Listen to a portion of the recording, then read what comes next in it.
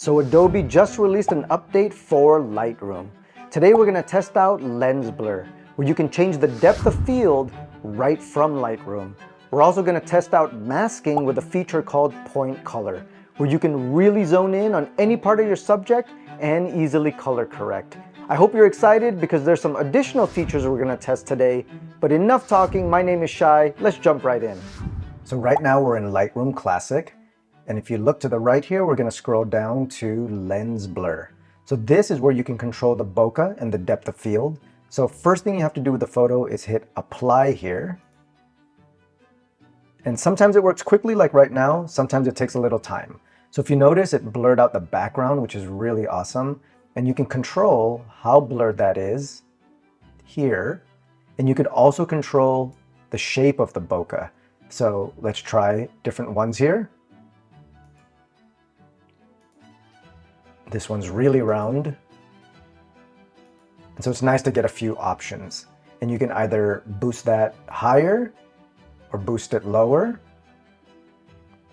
You can even get very specific and select the range that you want in focused. And just click to what you want in focus and it'll shift there. And you could also move the focal range with the lever here.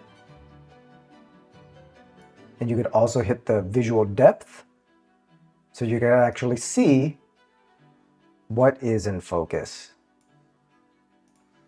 So let's try another photo with that. So again, we'll hit apply.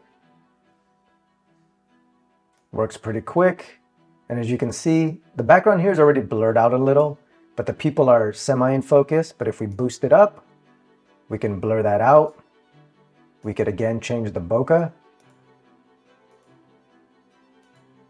I don't like it too round like here, so I'm going to select the last one here. And then again, what's cool is you can switch if you want more of the background in focus or your main subject in the foreground. So now let's test out point color, but we're going to do it with a little bit of a twist. Now, as most of us know, we can go into our mixer and we can adjust colors here, for example, all the reds. But as we know, it'll manipulate every single thing in red or every single thing in orange, yellow, and so on. What we want to do when we want to manipulate just a section of the subject or perhaps the background, there's something cool now called point color. So when we go to point color, we can literally select this droplet and then adjust here accordingly. But it's kind of similar to the mixer.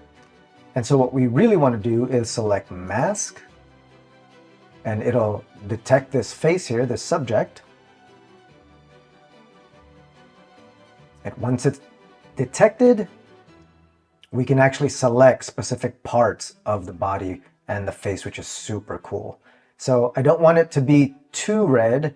So I want to hit that facial skin, the body skin, maybe the eyebrows because the red's hitting there as well, and maybe her lips as well.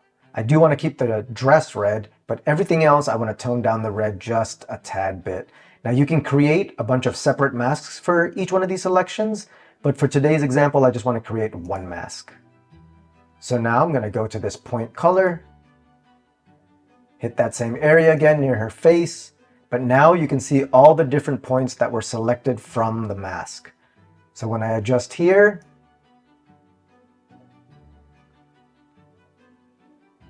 you can see where I can drop the color or make it brighter. I just want a tad bit of that red gone, just to make it very stylistic, almost a little black and white.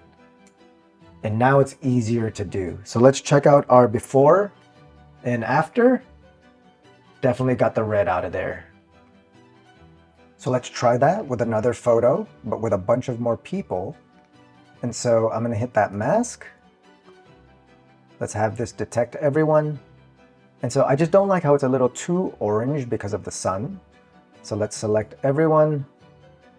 I'm going to do the face here. And then let's add people. Check here. Let's add everybody. Continue. And for all of these, I want the face. I want the body as well. Eyebrows. And let's tone down that orange a little bit. I don't mind it on the hair. I think it looks nice there. But let's create that one mask. And now when we go to point color, we can literally point in any one of these areas and it now selects everywhere. And now we can tone down that orange a little bit. So let's actually go in here. Okay, so now let's move this a little down. And that's all I wanted. I just wanted to take a little orange out of everybody's face. So let's look at the before and the after. Really, really subtle. But as you can see, again, before, after, I got a little of that orange out of everybody's face. So something super cool in Lightroom now is the fact that you don't have to use only the cloud. You can actually store your files locally now as well. So I'm gonna hit local. And as you can see, it connects to my external drive. I can also access my photos and images on my desktop. So right now I'm on my desktop. I have a folder called thumbnails, and you can access that file, make all the changes you need to make, maybe some exposure, some contrast. Let's crop this a little bit. And once you're done, the cool thing is that you could also copy this up to the cloud. So to do that, let's actually take another photo here and hit copy one photo to the cloud. Now, if you highlighted several photos, it'll copy all of those up, but I just want to copy this one up to the cloud. And let's say we make some updates to this, change things around. If we need to update that and sync it as well to the cloud and locally, all you have to do now is click Update Edits to the cloud. So you're synced in both places. It makes file management so clean and easy. And if you look here at your folder, you could also create folders within folders. So let's call this YouTube thumbnails. Create. And now we got a folder within a folder here. So again, file management is great and access. You now have things in the cloud and also locally. So now you can export and edit HDR images. What is HDR? High dynamic range. It's when the detail in the shadows and the highlights can be seen, and this works for merged and single exposure images. Now, if we hover over HDR, it gives you a little more detail, which lets you know you can edit, display, and save photos in HDR, experience increased depth and realism with brighter highlights, deeper shadows, and improved tonal separation and more vivid colors. So let's go ahead and hit HDR. And if you notice, we can see a little bit more detail in the mountain here. And on the histogram, we also have 4 additional stops so you can see where that HDR data is. So when you increase the exposure or manipulate the photo, that information moves over and you can see where everything is. You can also hit Visualize HDR. So everything in blue and purple, all that detail is highlighted very specifically.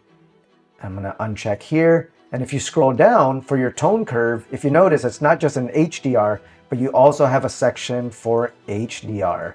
And so you can manipulate the photo here and really get to the detail of the image that you want. But what's really new here is that when you export, you can actually go to Custom Setting, hit Image Type, and if you select JPEG XL or AVIF, either one of them, this is HDR output. So now you can export all that data. That's a wrap for today's tutorial. I hope you found this video helpful and inspiring for your photography journey. If you enjoyed it, don't forget to give it a thumbs up, subscribe to our channel for more content, and feel free to leave any questions or suggestions in the comments below. If you're interested in more tutorials or product reviews, stick around and check out some of my other videos. Stay creative at work and in your passion projects. I'll see you on the next video.